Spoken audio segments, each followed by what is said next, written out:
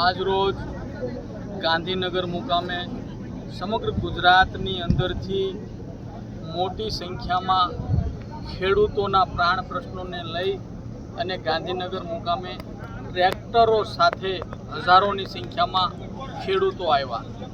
ખેડૂતોના પડતર પ્રશ્નો જે દેવા માફીના હોય, હાલ સરકાર માત્ર ને માત્ર કંપની રાજ હોય એમ વિવિધ કંપનીઓને વિદેશથી ગુજરાતની અંદર વેપાર અર્થે બોલાવી ખેડૂતોની વાડીની અંદર મહાકાય વીજ લાઈનો, વીજ થાંભલા તેમજ મોટી પાણીની પાઇપલાઇન તેમજ હાઈવેના રસ્તાઓ કાઢી અને ખેડૂતોની જમીનનું જે દબાણ કરે છે, ખેડૂતોને પૂરતા પ્રમાણમાં વળતર આપતી નથી, ખેડૂતોને કોઈ પણ પ્રકારની મંજૂરી વિના જે કાંઈ ખેડૂતોને હેરાન પરેશાન કરવામાં આવે, શોષણ કરવામાં આવે છે, એના વિરોધમાં ખેડૂતોના ન્યાય અર્થે, ખેડૂતોના હક માટે આજે ગાંધીનગર મુકામે ટ્રેક્ટર રેલીનું આયોજન હતું, જેની અંદર નક્કી કરવામાં આવ્યું કે આગામી 30 જૂનની અંદર દરેક જિલ્લા મથકે, દરેક તાલુકા મથકે પોતપોતાના વિસ્તારની અંદર ખેડૂતોને સાથે રાખી ખેડૂતોના જટિલ પ્રશ્નોને લઈ